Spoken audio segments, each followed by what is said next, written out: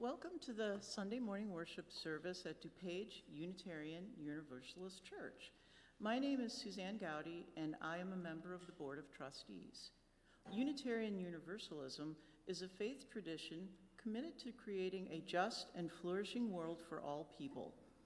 Our Universalist theology tells us that every person is worthy of love. Thus, when we say, whoever you are, wherever you are on life's journey, you are welcome here, this is our message of love to you, inviting your whole self into this space to help us co-create a world centered on our values. We invite you to learn more about us and consider joining this community to enact our values of equity, justice, transformation, pluralism, interdependence, and generosity. Now, if you are online, I invite you to greet each other through the chat. And if you are present here, I invite you to turn to someone you did not come with and greet them with a wave and a good morning greeting.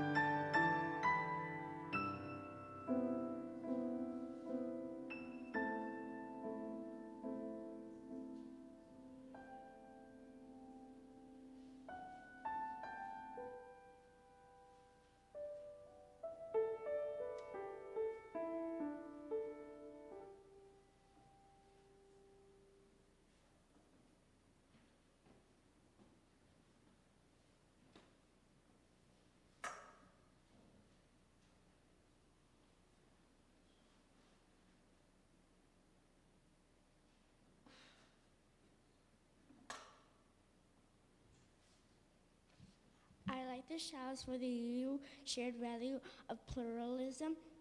We celebrate that we are all sacred beings, diverse in culture, experience, and theology. We covenant to learn from one another in our free and responsible search of truth and meaning. We embrace our differences and commonalities with love, curiosity, and respect.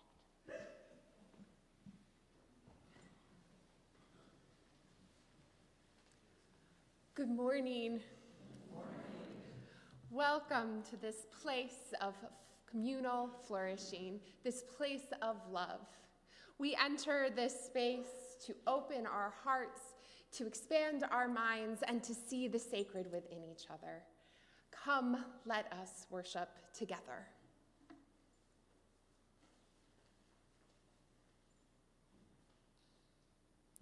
Please rise in body or spirit and join us in hymn 134, Our World is One World.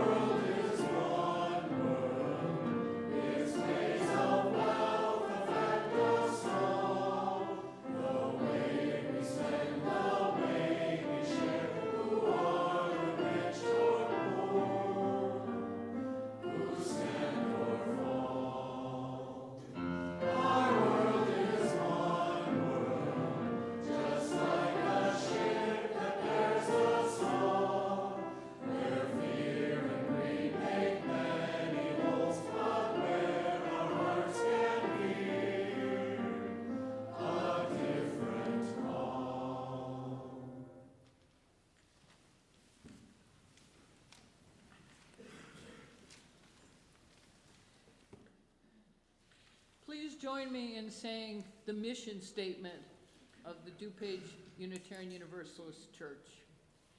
We gather as an inclusive community to grow in character, mind, and spirit, and to transform the world toward fairness, love, and compassion.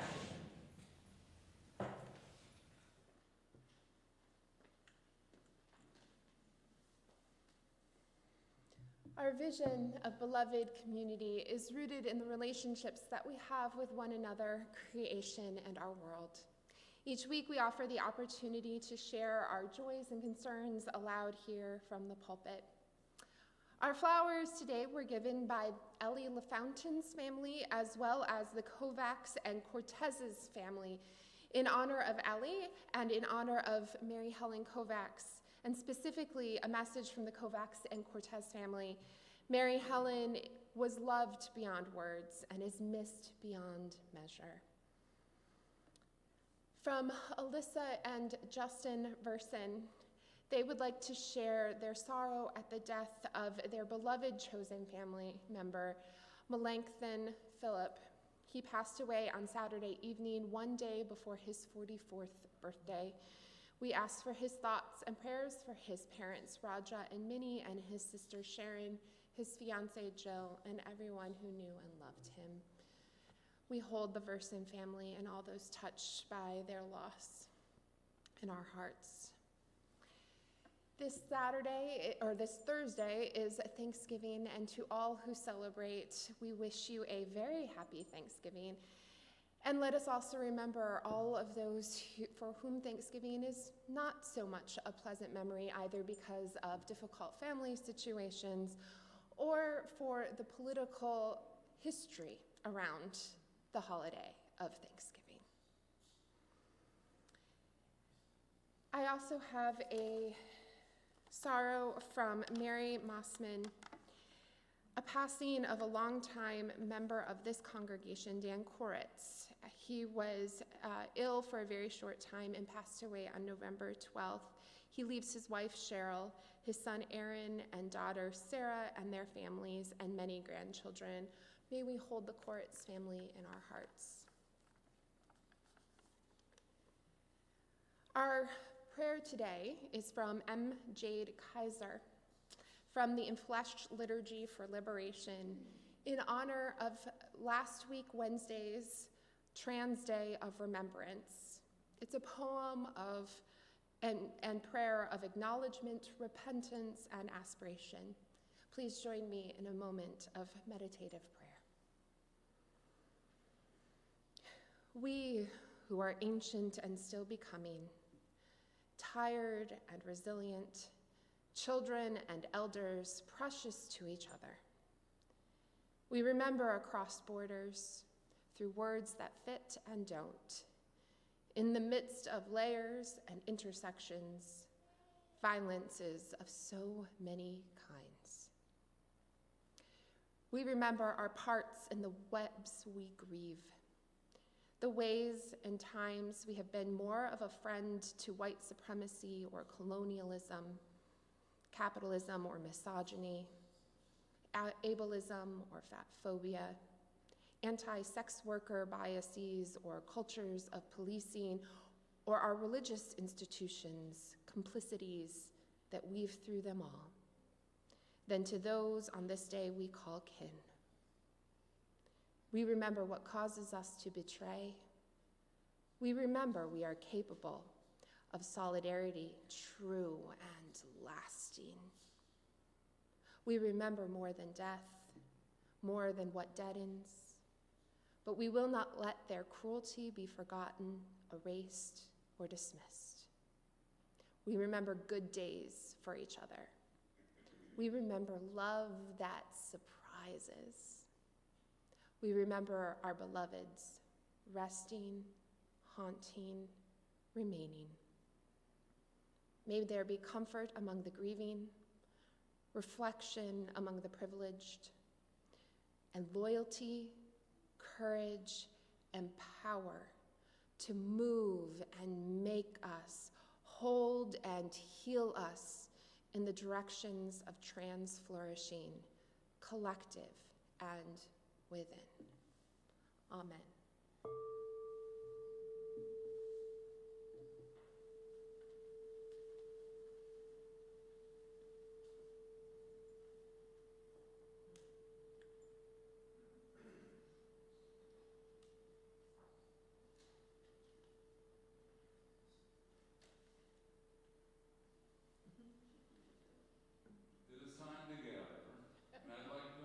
Invite our young people and young at heart to come join me and Jensen up here up front.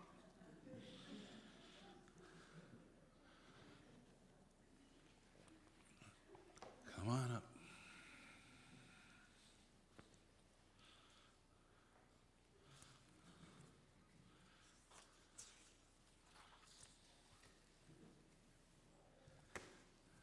Now, I have introduced Jensen. This is Jensen L. Jetpig, and I've introduced them to you previously. And Jensen's last name, Jetpig, helps us remember what our shared UU values are. Do you remember what the values are? And everybody can help too. So what's J? Justice. E? Equity. T? Transformation. P? Pluralism. I? Interdependence. And G? Generosity. Yes, very good.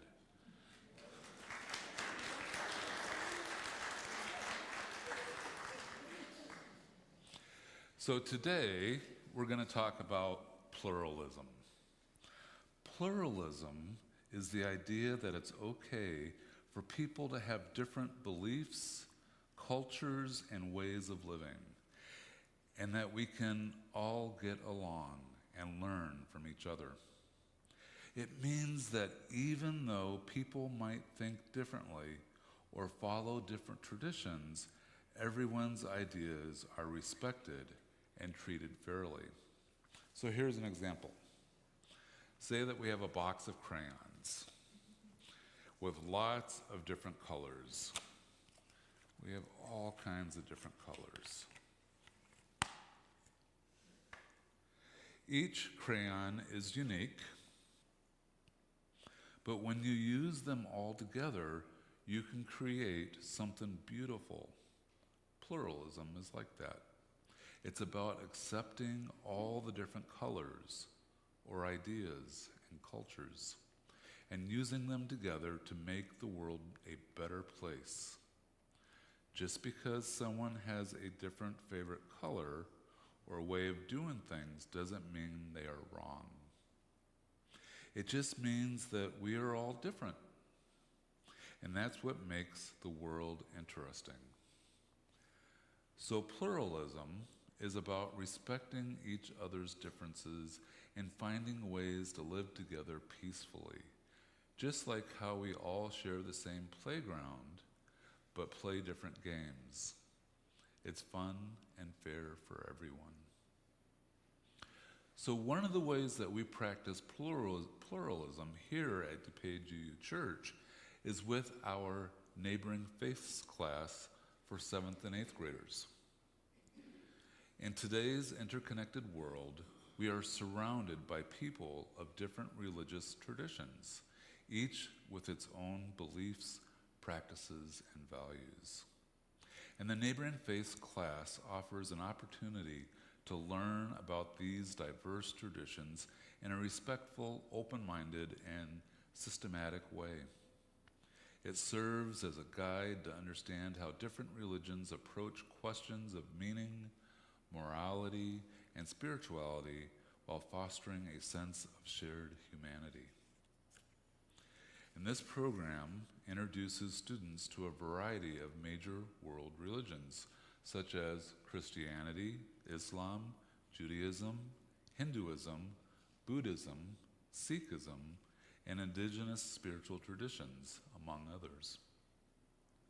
This exposure helps students recognize that there are many different paths to understanding life's ultimate questions.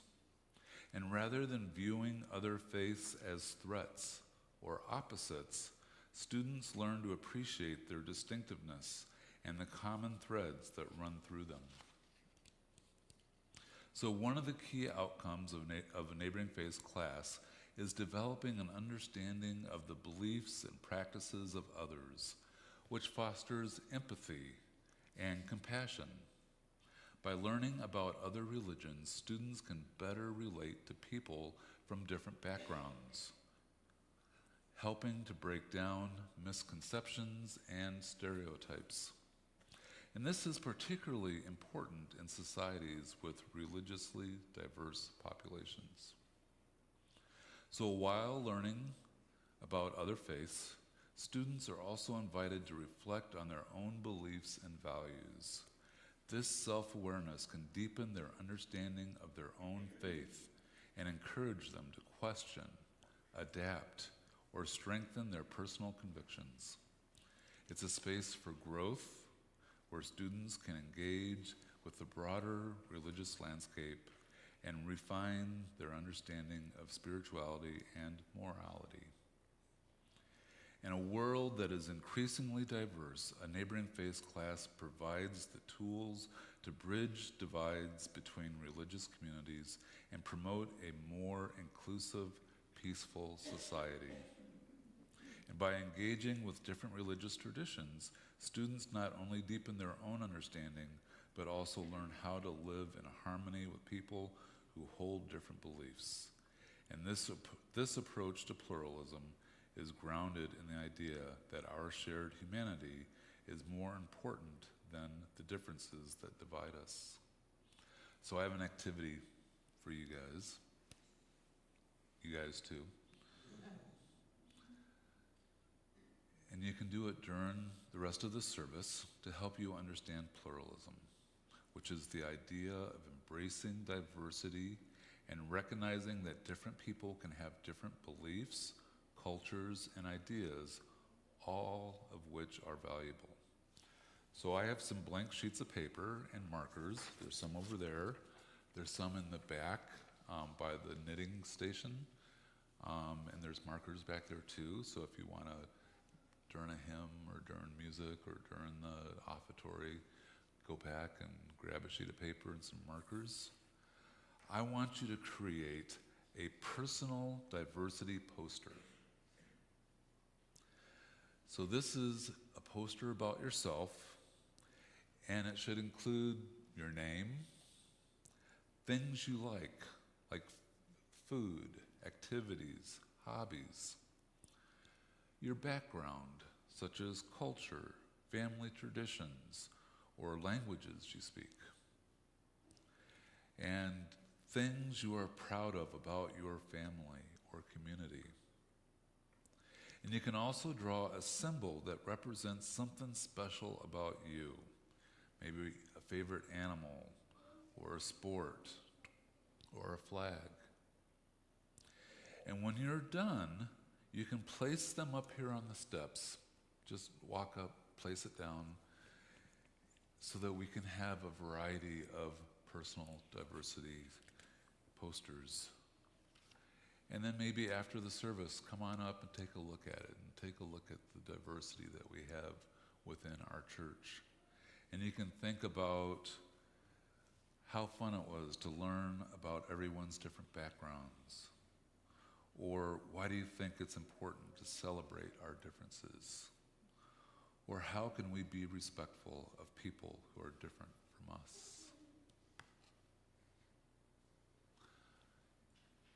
As our kids go back to their seats, let's sing to the children. Thank you.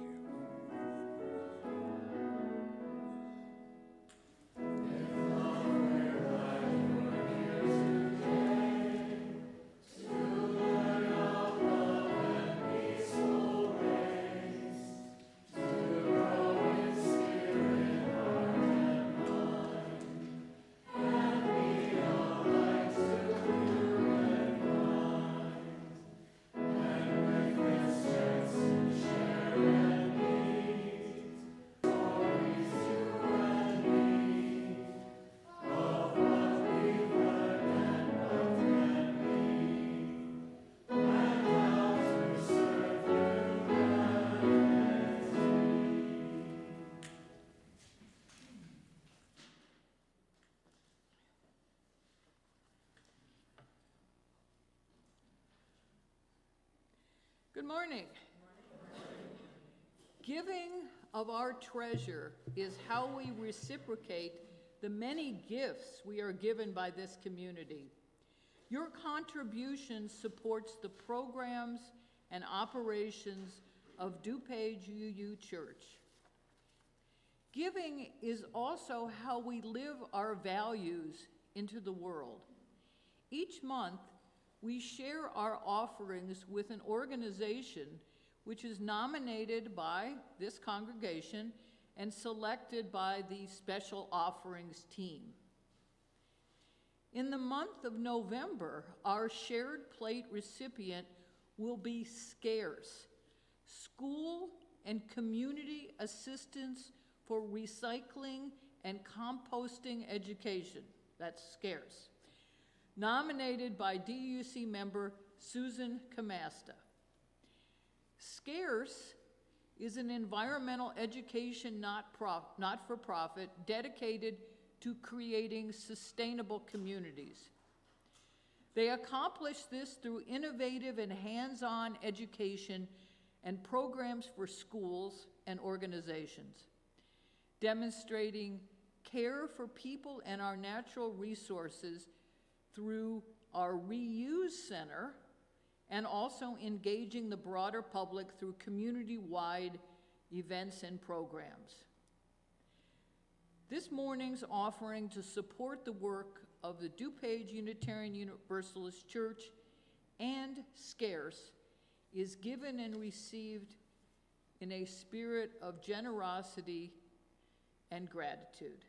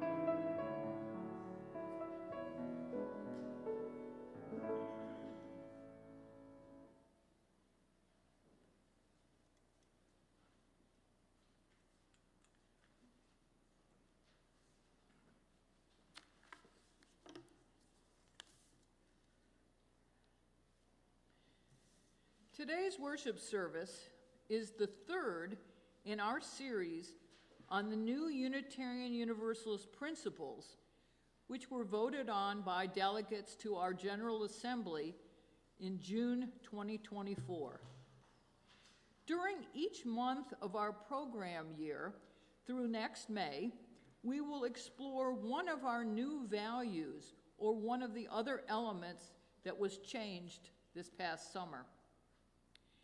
Centered around the word love, the 6 new value words each have a statement of what they mean, which is aspirational and clear, and followed by a promise, a covenant of action. Rooting ourselves in a theological framework for each of our new values is especially important as we learn to embody and enact them into the world. In September, we explored our value of interdependence within the theological framework of Ubuntu. I am because we are. In October, we explored the value of transformation in the framework of process theology and Taoism. Today, we will explore the value of pluralism through the lens of comparative theology. Pluralism, as a value of Unitarian Universalism, is one we should take special care to understand and practice. We have spoken before about how at one time Unitarian Universalism's claim to fame was being the most liberal religion. And while that is still true, many issues of justice are ones that we now share in common with other traditions. Today, pluralism, which is a stance we have also taken, is what sets us apart. There is no other religious tradition that does not require a creed, a doctrine, or a belief before joining. Rather, we gather together to embody our values in the world in the hopes that justice will bring about flourishing for all peoples. It is time for our faith tradition and our community here at DUUC to truly practice what it means to be a pluralistic faith community. Between the two worship services, all of the learning activities for children, youth, and adult, all of the learning activities will offer space to dig more deeply into our new values together. We will consider what the value of pluralism means and how we can live it into the world.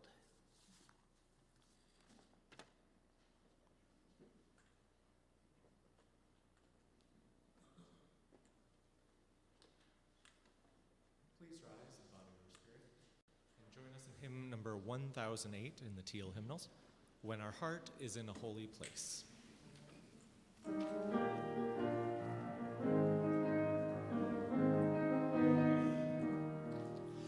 When our heart is in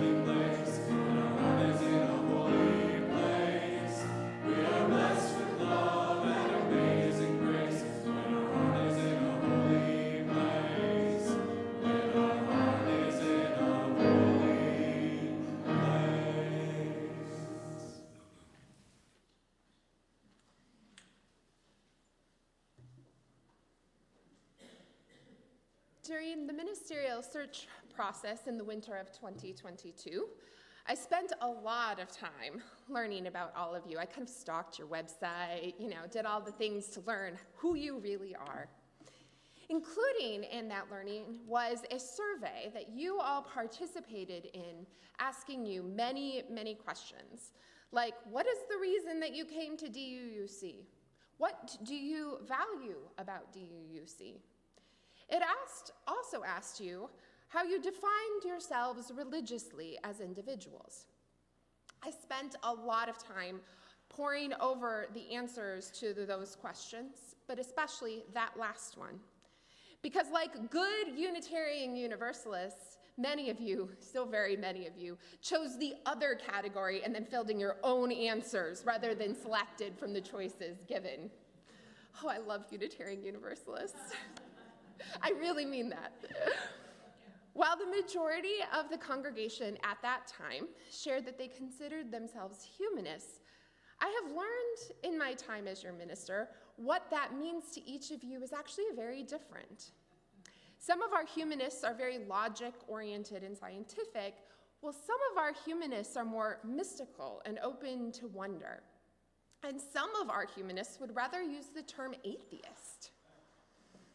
Side note here, you can't actually be a secular humanist and belong to a religious tradition. Just naming that, even Unitarian Universalists, so notice that I didn't actually say secular humanists. DUUC, as a predominantly humanist congregation, doesn't really surprise me. Many of the UU churches founded in the 1950s were, including my home congregation, is predominantly humanist. It did not surprise me that your survey shared this, and that it was shared by many of the ministers that I spoke about when I asked them about what the reputation of DUUC was in the community. But I will also add that many of the ministers in the community also added the word fundamental before they spoke about you all being humanists, meaning that at some point in your history, there was a fundamentalism related to that humanism. Now, at one time, that might have been true.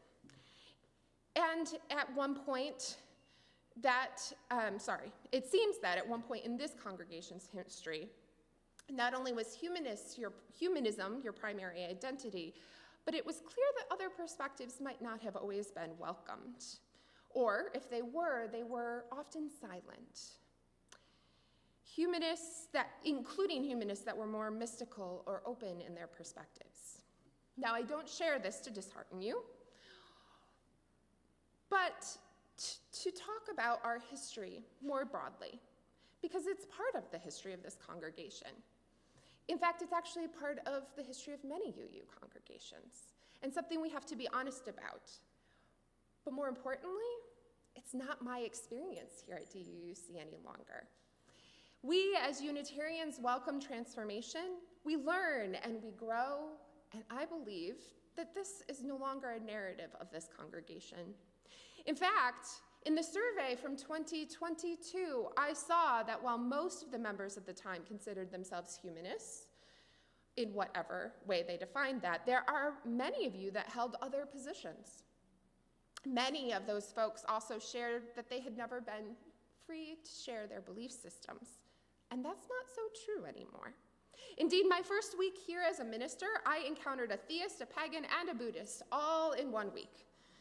Now, in my third year with you all, I know that we have humanists here still, but we also have theists, pagans, Buddhists, Muslims, Jews, Hindus, Christians, mystics, and those who simply call themselves UU. We even have some folks who are religious synchronists. That is, they create a theology from multiple perspectives. Your minister, me, I'm a Taoist. We truly have a pluralistic, many beliefs faith community. Well, maybe that needs to be clarified. We exist as a pluralistic faith community, and we're no longer fundamental humanists. But I'm not sure that we live as a pluralistic faith community. In fact, I actually think that this might be a broader conversation we need to have in Unitarian Universalism more generally. We have developed a sort of tolerance around religious pluralism. Now, if you've ever had a conversation with me about the word tolerance, you know that I actually hate the word. I despise it, because tolerance is destructive. It's unwelcoming.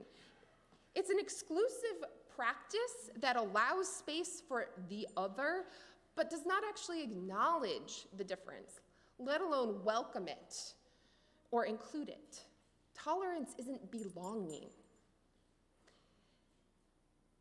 As we have explored our new UU values, I've been working to give you all a theological basis for each of our values. I've shared with you before that one of my critiques of our tradition is that we share these lovely values or principles, but we do not have the theological foundation to support them. My hope is that we can ground our values in strong theological roots to better provide support and dialogue across traditions as we work to bring those values into the reality of our society. For the value of pluralism, I'd like us to consider the framework of comparative theology. Comparative theology might be assumed to be similar to comparative religion or comparative literature, quite literally a comparison of one theology to another, similar to the comparison of one literary text to another or one religion to another. That's not the case, though. Comparative theology emerged in the 1990s from the comparative religion work of Diana Eck. Eck is a well-known religious scholar who began and serves as the director of Harvard Divinity School's Pluralism Project. The goal of her work and the Pluralism Project has been to provide educational resources to better understand the differences and similarities of religious traditions. The Pluralism Project's website is one of actually the first things that I go to when I need to learn about the knowledge and perspectives of other faith traditions I'm not familiar with. From Eck's work, though, came the work of comparative theologians like Francis Clooney, John Tatadamil, Yo-Dong Lee, and Michelle Voss Roberts, among others. In her book, Tastes of the Divine, Hindu and Christian Theologies of Emotion, Michelle Voss Roberts describes the work of the comparative theologian well, when she writes, "Comparative theologians do not feign objectivity, but acknowledge their starting point within particular religious traditions. They endeavor to understand another religious tradition by reading its text, often under the tutelage of practitioners or commentaries, and often in original languages. The comparative moment happens when they consider these sources of wisdom, which might also include practices, rituals, or aesthetic objects, alongside those of their home traditions. The categories and questions of the other tradition provide new lenses for viewing materials that were once familiar. Often things that initially appear similar turn out to serve quite different functions, or vice versa. And this can be the impetus for further inquiry. On this model, the final doctrinal judgment is deferred in favor of ongoing exploration and interplay. Comparative theologians dig deep into religious traditions not to compare, but to learn and grow. I've shared with you all before that one of the ways that I understand the divine is the moment of connection between one person and another, where I connect in all of my humanity with you in all of your humanity. This is what comparative theologians do. They find the connections, even in the differences, that allow the divine to appear. In this sort of context, the divine is literally the spark of transformation. I say that because in these moments of deep connection, we are changed. As the Afrofuturist science fiction writer Octavia Butler writes in her book, The Parable of the Sower, God is change. Comparative theologians are not simply speaking between religions about generalities. They are seeking these deep connections. In his book, Spirit, Chi, and the Multitude, A Comparative Theology for the Democracy of Creation, Yodong Li examines the similarities of the Taoist and Confucian concepts of Qi, or as he defines it, psychophysical energy, with that of the Christian concept of the Holy Spirit, specifically through the works of Alfred North Whitehead and George Heigl. Ultimately, the conclusion that Li comes to is that each of these concepts, Qi and the Holy Spirit, when examined next to each other, allow for the practitioners of either faith to find liberation for all of creation. That is, through his study, he makes the argument that these theologies actually lead us toward a world of democracy as the theological concept of the Holy Spirit in Christianity and Qi in Taoism and Confucianism, offering freedom away from the hierarchy towards an egalitarianism. This is the one way that that comparative theologians like Li talk about comparative religions or theologies. Li's book argues that the transformation through liberation that happens when two theologies are encountered can lead to a whole new world of liberation for everyone. He was transformed in his research and offers his readers the same transformation in the places that the two theologies touch. This is pluralism at its finest. The value of pluralism is not about multiple perspectives being present in the same place, but about those perspectives touching each other, encountering each other, and then transforming those who are touched. This is a radical version of hospitality that far transcends that of tolerance. What we are speaking of here is far larger than the ways Unitarian Universalists or this congregation, any of our congregations, have embodied pluralism. This kind of pluralism is rooted in relationship. It requires us to take all of the trust we have created and begin the dialogue of what we believe. As we do this, we deepen our faith, our connections, and our trust. But here's the exciting thing. The practice of engaging in pluralism is really a skill that transcends the fake boundaries we create for ourselves. Pluralism does not ask of us to compromise on our most sacred and cherished beliefs. Rather, it asks of us to consider our cherished beliefs in the light of others' most sacred and cherished beliefs. And through this, we deepen our own, we deepen theirs, and maybe, just maybe, we find our way forward. Now, I want to be clear here that I do not believe that we are in a place that we can solve the problems of our nation, most especially the political divide we face, through dialogue. At least not only dialogue. Moreover, the practice of pluralism is not one that expects us to compromise on our beliefs. As the Reverend David Pyle told us 2 weeks ago, now more than ever is the time for Unitarian Universalists to be clear, loud, and forceful about what we believe. We must shout that Black Lives Matter, that trans lives are divine, that our planet is imperiled, that women's autonomy belongs to women. Pluralism is not about giving up those precious and sacred beliefs that all carry a spark of the divine within them, the stardust of the universe. It is, though, about engaging in difference so that we can deepen our beliefs.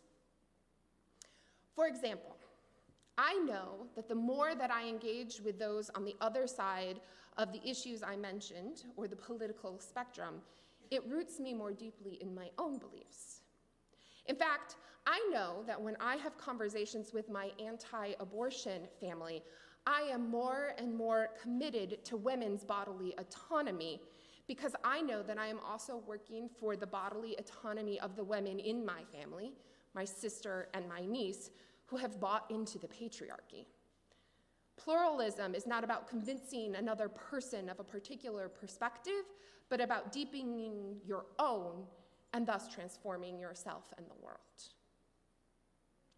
I believe that pluralism is the practice of the future, and that it might just save us all.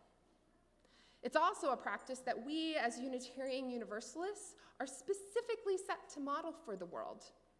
And I'm not alone. Diana Eck shared these words about Unitarian Universalism in her sermon at the installation of Reverend Galen Gingrich as Senior Minister of All Souls in New York City in 2007, and her words are prophetic and still ring true for all of us. The world has need of your theology. If there were ever a time when we need to spin out of a new fabric of belonging and a wider sense of we for the human community, it is certainly now. In a world divided by race and by religion and ideology, the very presence of a church like yours, Unitarian Universalism, committed to the oneness of God, the love of neighbor, and service to humanity is a beacon. The Unitarian Universalist theology, and yes, you have one, she says, does not reduce the mystery of the divine, the transcendent, but amplifies it, broadens it to include the many, many ways in which the divine is known and yet unknown, developing a consciousness of our growing religious interrelatedness, developing a moral compass to give us guidance in the years ahead. These are among the most important tasks of our time. You have a theological orientation toward the oneness and mystery of God that is essential for the world of religious difference in which we live. You are, in my estimation, the church of the new millennium. In this era, Unitarian Universalism is not the lowest common denominator, but the highest common calling. May it be so.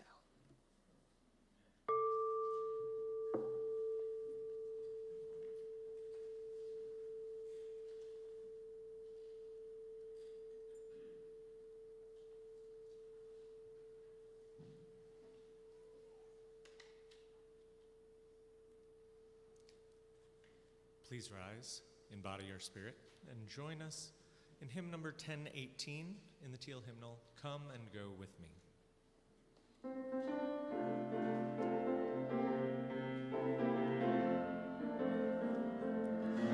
and go with me to that land. Come and go with me to that land. Come and go with me to that land. Where I'm bound, Come and go with me to that land. Come and go with me to that land. Come and go with me to that land.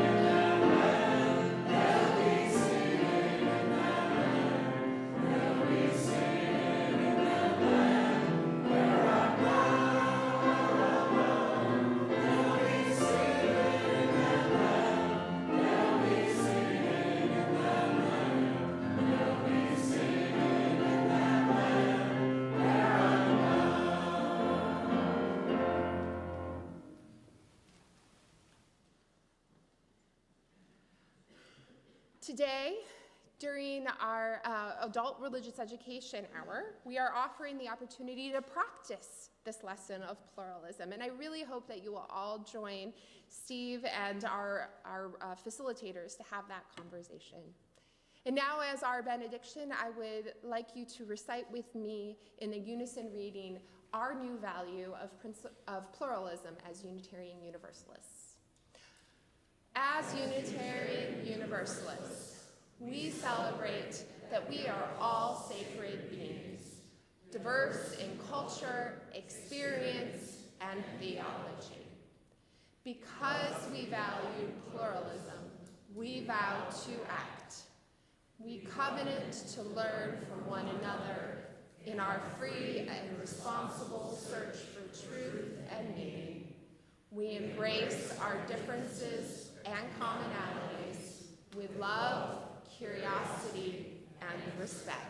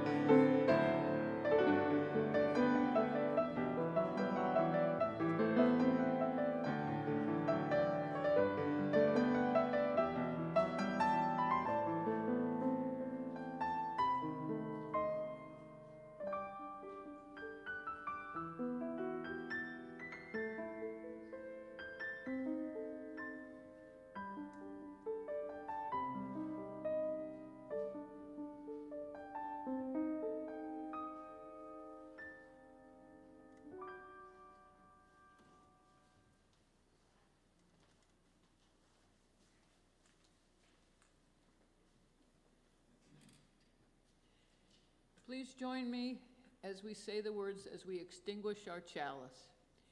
We extinguish the light of this chalice, but not the light in our hearts. Until we meet again, may the warmth of our community carry you.